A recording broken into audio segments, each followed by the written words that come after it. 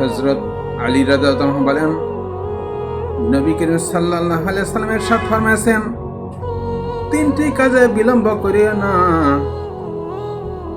এক নম্বর হচ্ছে নামাজ যখন উহার সময় হয়ে যায়। দ্বিতীয়, জানাজা যখন উহা তৈরি হয়ে যায়। তৃতীয়, অবিবাহিত নারী যখন তাহার উপযুক্ত স্বামী মিলিয়া যায় এবং বিয়ের উপযুক্ত হয়, সঙ্গে সঙ্গে বিবাহ দিয়া দাও। কে বলেন? আল্লাহর নবী।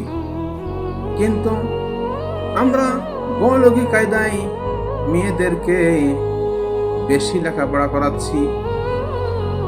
আমরা মনে করছি যে শিক্ষায় জাতির মেরুদণ্ড, কিন্তু কোন শিক্ষায় শিক্ষিত হতে হবে? সেটা হচ্ছে ইসলামী শিক্ষায় শিক্ষিত হলে সেটাই হবে জাতির মেরুদণ্ড। কিন্তু আমার দেশের গুরুত্ব বেশি বিশ্ববিদ্যালয়, কলেজ, ভার্সিটি, ইউনিভার্সিটি, কিন্তু মাদ্রাসাগুলো ভিক্ষাবন্দি করে খাচ্ছে, সেদিকে কারো লক্ষ্য নাই। এই জন্যে বলবেন যে, আপনারা বলতে পারেন যে যে কলেজে, বিশ্ববিদ্যালয়ে সেখানে তো ভালো আছে, কিন্তু দেখা যাবে যে 100 জনের মধ্যে 90 জনই খারাপ আর 10 জন পাওয়া যায় ভালো। এই জন্যে আরো কিছু লোকে বলে যে একটি হলে দুটি নয়, দুটি হলে আর নয়। কার কথা? আমাদের দেশের লোকের কথা। কিন্তু আল্লাহ তাআলা বললেন, যত সন্ততি নেবেন আল্লাহ তাআলা তার রিজিকের ফয়সালা 50,000 বছর পূর্বে তার রিজিকের ফয়সালা করে দিয়েছেন। কে? আল্লাহ। সে আল্লাহ রাব্বুল আলামিন। পীরেরা বলে যে যত আল্লাহ তত আল্লাহ। এ কথা ভুল কথা। প্রত্যেকটা রুহের ভিতরে আল্লাহ তাআলার হুকুম কাজ করছে। এই হুকুম আছে বলে বাইসা আছি। হুকুম না থাকলে আমরা মরে যাব, পচে যাব, গলে যাব। নবীর কাছে প্রশ্ন করা হয়েছে, ওয়াসআলুনাকা রূহ, হে নবী আপনি মূল রূহ জিনিস।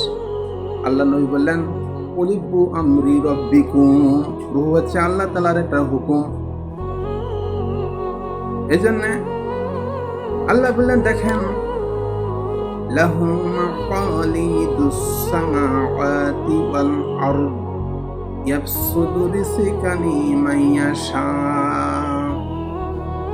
আল্লাহ পাক বলেন, রিজিকের চাবিটা আমার হাতে, যারে খুশি পর্যাপ্ত দিই, যাকে খুশি পরিমিত দিই।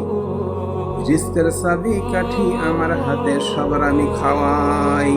কে খাওয়াই? আল্লাহ।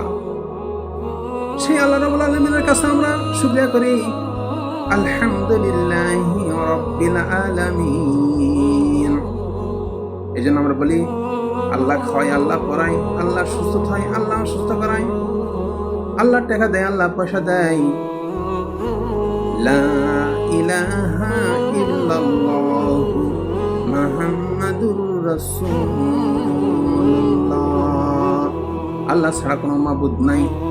হযরত মুহাম্মদ সাল্লাল্লাহু আলাইহি ওয়াসাল্লাম আল্লাহর প্রেরিত রাসূল এবং আমরা তাহাদের বান্দা।